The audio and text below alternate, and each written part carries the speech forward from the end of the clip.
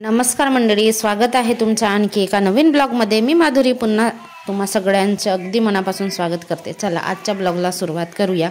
तर घरातली सगळी कामं आवरलेली आहेत। रुद्रांश शाळेत गेलेला आहे आणि माझी सकाळची सुरुवात कशी असते तर मी उठली, फिरून आली, 5ला उठली आणि फिरून आली। काल जरा लेट झालं होतं, म्हणजे मी उठली आणि मोबाईल बघत बसली आणि फिरायला जायचं म्हणून बघते तर 5:30 झाले आणि 5:30 वाजता असा उजेड झाला होता आणि त्या उजेडामध्ये फिरायला जायला नाही आवडत। थोडासा अंधार असेल त्यावेळेस छान वाटतं वातावरण वगैरे। जेव्हापासून पाऊस सुरू झाला ना, म्हणजे पावसाळा सुरू झाला तेव्हापासून मी फिरायला जायचं बंद केलं होतं। आणि पाण्या पावसाचं कुठं फिरायला जातं, किडे माकोडे काहीतरी निघतच असतात आणि अशी भीती पण वाटते अशा वेळेस जायला। तर मी जात नव्हती आणि आता 2-4 दिवस झाले की परत स्टार्ट केलं। आणि आमच्याकडे अजिबात आता पाऊस नाही, इतकी उष्णता, इतकी भयानक गरमी आहे। सकाळच्या वातावरणात आपण फिरायला गेलो तर आपल्या ब्लड सर्क्युलेशनसाठी छान असते, सुंदर छान अशी मोकळी हवा। खरं म्हणजे सकाळी आपण फिरायला गेलो तर आपला दिवस अगदी मस्त असा बनून जातो आणि खरंच फिरायला गेलंच पाहिजे सकाळच्या वेळेस। आणि संध्याकाळी सुद्धा थोडंफार गेलंच पाहिजे। काम करणं वेगळं, कामामध्ये तर आपला व्यायाम होतो पण ते वेगळं, आणि आपल्या शरीरासाठी थोडंसं फिरायला जाणं किंवा आपलं शरीर फ्री करणं, स्ट्रेचेबल करणं हे सुद्धा आवश्यक आहे तेवढंच। ह्या वेळेपर्यंत माझी सगळी घरातली कामं झाली म्हटली तरी चालते। राहिले ते नाश्ता चहाचे भांडे आणि कपडे, ते रुद्रांशला मी आता शाळेत सोडून देणार, त्याच्यानंतर येऊन करणार। रुद्रांशला सोडून दिल्यानंतर सुद्धा 5-10 मिनटं मी मोबाईल बघते आणि त्याच्यानंतर कामाला लागते। काम करण्यामध्ये जी कंटिन्युटी असेल ना तेव्हा आपल्याला कंटाळा येत नाही, आळस येत नाही। आणि जरा का आपण रेस्ट केली ना तर आपल्याला कंटाळा येतो, काम करायचं तेवढा उत्साह राहत नाही। मग 5-10 मिनटं मी मोबाईल बघते, नंतर मी कामाला लागते। तर आता मी तयारी करते आहे, रुद्रांचा डबा वगैरे पॅक करते। रुद्रांशला आज टिफिनमध्ये मी इडल्या दिली, तर इडलीचं थोडंसं पीठ उरलेला होता तर इडल्या बनवून दिल्या आणि सोबत वरण आणि एक पोळी सुद्धा दिली, कारण 4-5 इडल्या झाल्या होत्या आणि सकाळी कसं त्याला थोडंसं खायला दिलं, असं म्हणजे आवडीचे पदार्थ असतील ना तर तो पटकन खातो। मग इडली असेल किंवा चाण्या वाट्याची उसळ असेल अशा वेळेस तो चपाती वगैरे खाऊन जातो, किंवा मग सकाळी मॅगी वगैरे करून द्यायचं। कारण ना आता व्हॅन जरा लेट येते, 9ला येते, तोपर्यंत मुलांना काहीतरी पोटात गेलं तर आपली जी मनाची शांती असते ना ती भेटते। नाही तर असं वाटते आपल्याला की लंच ब्रेक कधी होणार, 12ला, 11:30-12ला, तोपर्यंत आपला लेकरू उपाशी राहणार की काय असं वाटते।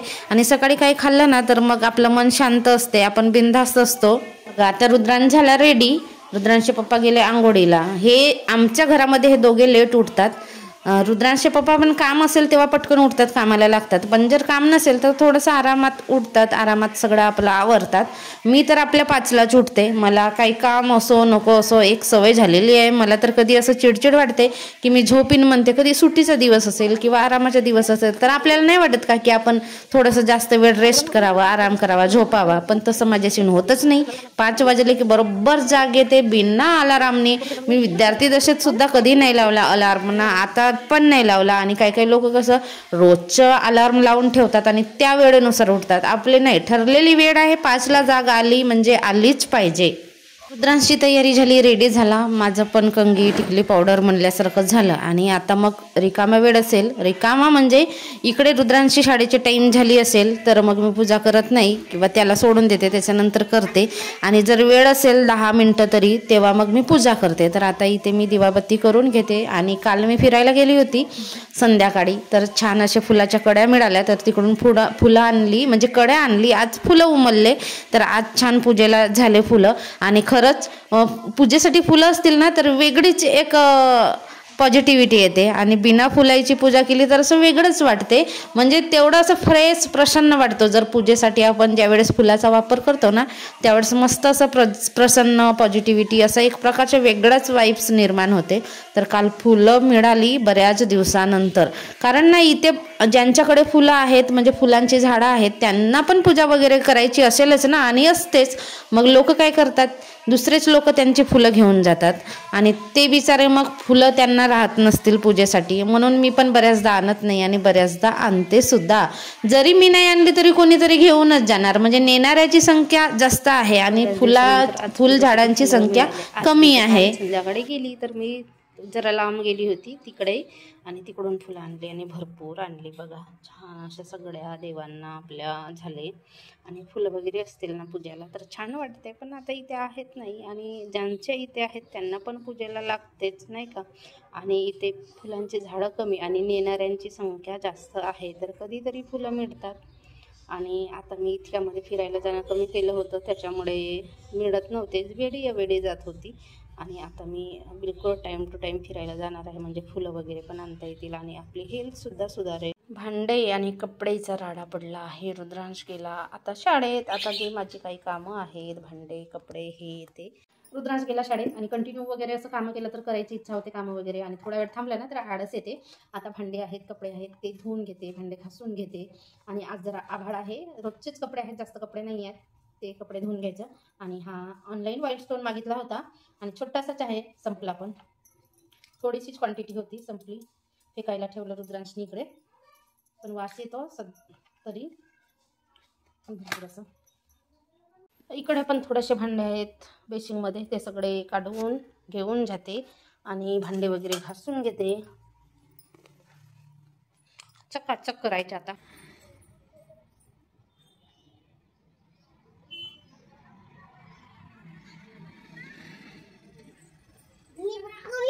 इथून नाही दिसत, गेटवरून बघ, गेटवरून बघ, गेटवरून. इथून नाही दिसत तुला, तिथून बघ गेटवरून. पाय उडू होतं. 3 आहेत,